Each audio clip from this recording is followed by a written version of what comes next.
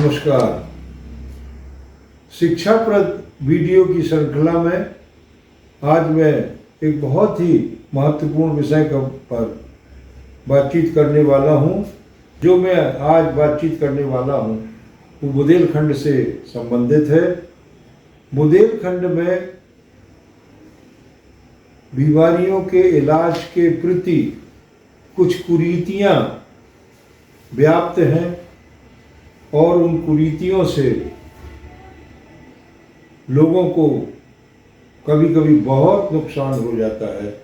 इसलिए हमें किसी भी बीमारी के बारे में वैज्ञानिक तरीके से समझना पड़ेगा और उसके इलाज के लिए जो वर्ल्ड हेल्थ ऑर्गेनाइजेशन ने जो मापदंड बनाए हैं उसके अनुसार कार्य करना चाहिए और जो कुरीतियां व्याप्त हैं उनसे बच के रहना चाहिए।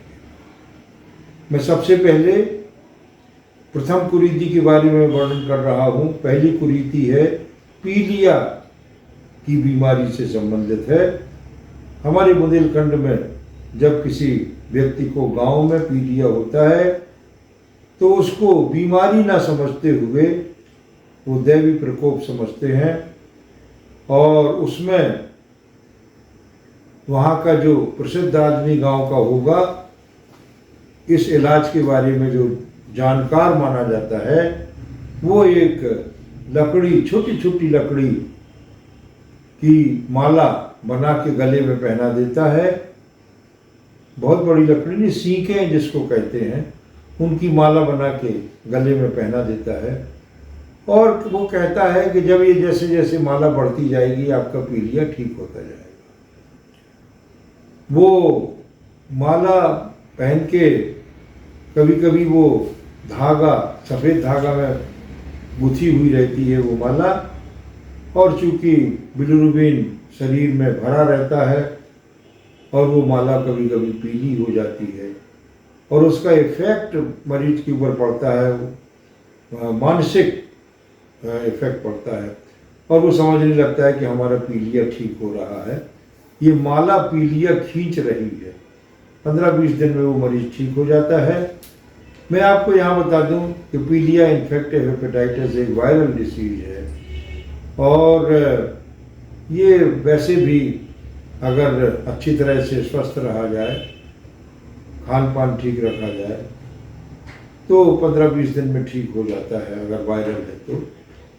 और इसका नाम उस व्यक्ति विशेष को मिल जाता है कि उसने पीलिया ठीक कर दिया। एक और प्रथा व्याप्त है पीलिया से संबंधित। वो एक थाली में पानी भर के हाथ धुलवाते हैं और जाने क्या करते हैं कि वो पानी पीला हो जाता है। हाथ धोने के बाद जो निकलता है, धोवन निकलता है, वो पीला निकलता है। और इस तरह से अपना,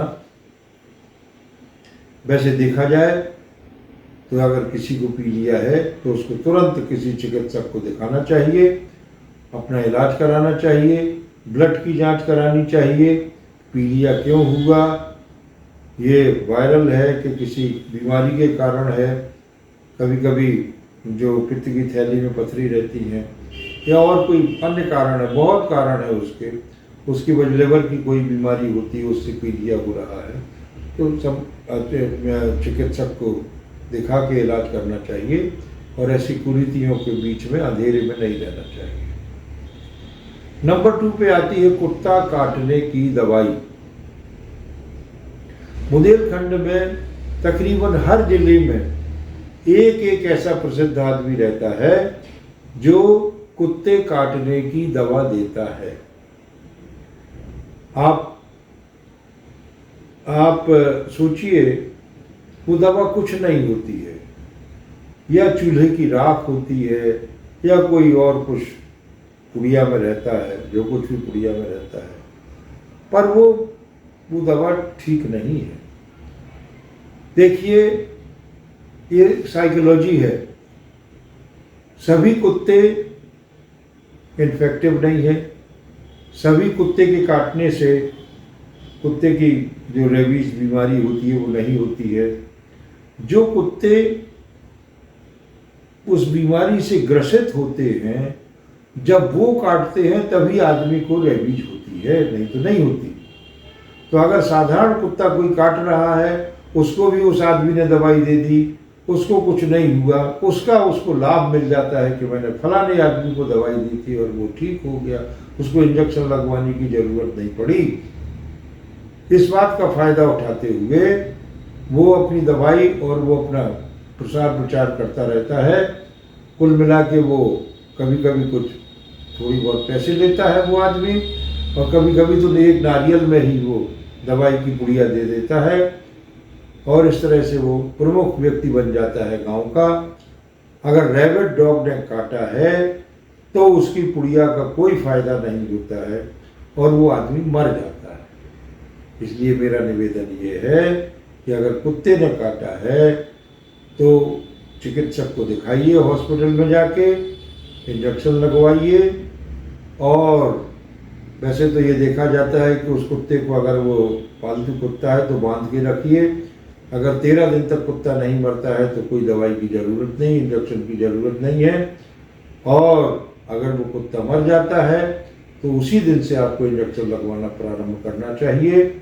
इसके इंजेक्शन सरकारी चिकित्सालयों में फ्री लगते हैं और इसका फ़ायदा उठाना चाहिए।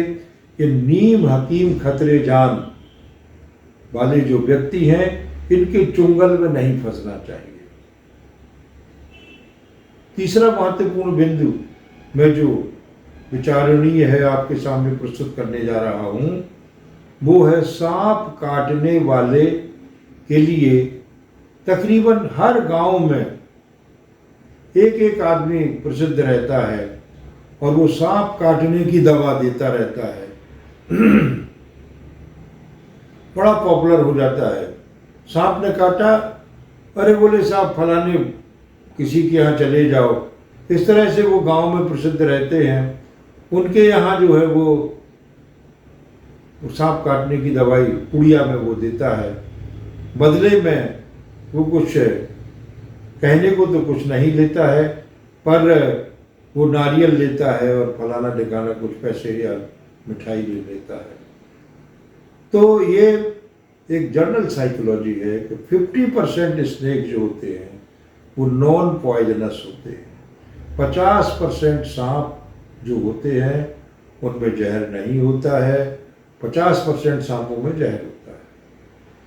लेकिन जब भी सांप काटता है तो भय की वजह से वो आदमी भयग्रस्त हो जाता है, कभी कभी बेहोश हो जाता है, ये सोचते हुए कि अब वो मरने वाला है, अपनी सुध बुध खो बैठता है। जब भी सांप काटता है तो ये जानना बहुत मुश्किल है कि वो पॉइजनस है कि नहीं है।